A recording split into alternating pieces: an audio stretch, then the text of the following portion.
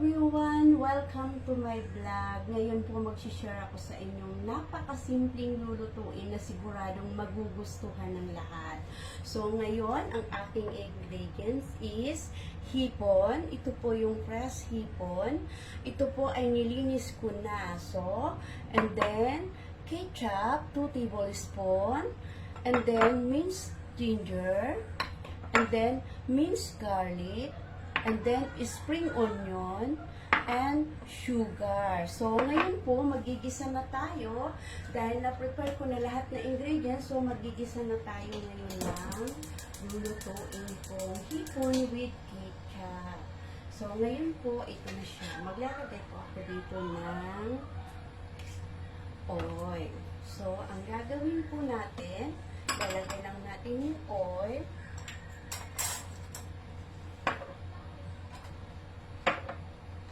Dahil mainit na po siya, ang gagawin natin, uunahin natin yung garlic. Ayan na siya.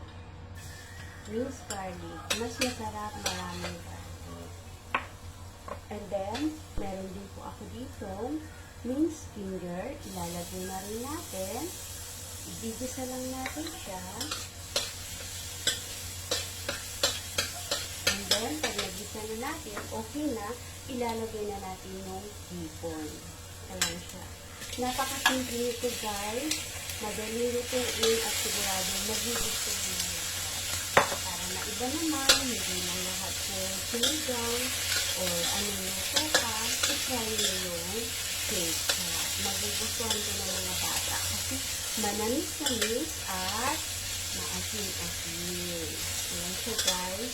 Kailangan nyo na lang i-brown siya bago nilalagyan siya ng ketchup. Napakasimple lang guys. So, try nyo sa bahay nyo.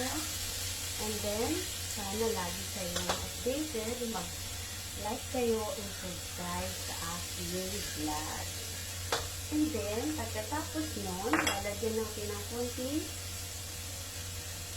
minced white pepper. Ayan. And then, little bit salt. Kunti lang po yung salt. Ayan lang siya. And then, pagkatapos natin yun, lalagyan natin siya ng ketchup. Ayan siya guys.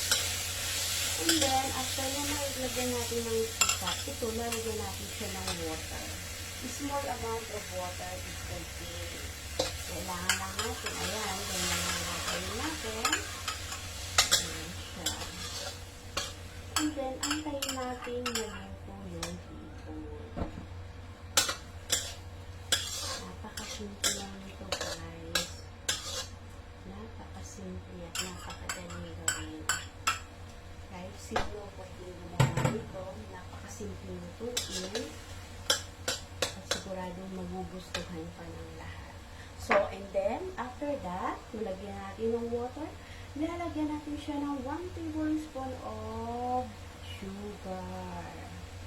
Para lang mabalance yung asin niya at yung tamis. So, ngayon guys, ayun lang siya. Napakasimple lang. So, i-try nyo lutuin sa bahay. Siguradong mag-i-enjoy yung mga kids nyo or pati yung family nyo. So, ganyan lang siya kadali. So, dahil kunting tabang siya, lalagyan ko ulit siya ng kunting salt. Ayan siya.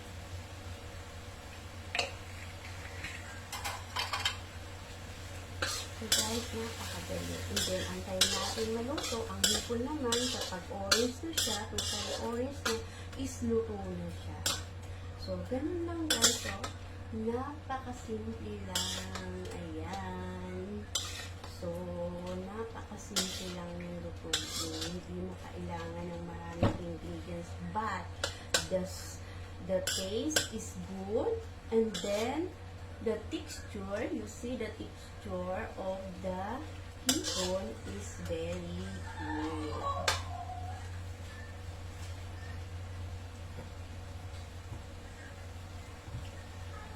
So, ayun lang siya guys. And then, makita tama naman, naluto na siya. Ihahalo natin yung yummy. So, ihahalo na natin yung spring onion dahil luto na siya. So, ayan na siya, guys. Very easy, very easy. So, dahil luto na siya, guys, ilalagay na natin siya sa lagayan. Napakasimple lang, guys. 3 to 5 minutes, nakaluto na kayo ng hipon. Hipon with ketchup. Sigurado, magugustuhan niya ng mga kids niyo or ng mga family na kakain ito. Ayan siya, guys. You see? Very, very yummy. Look. Ayan. Ayan siya, guys. Very easy.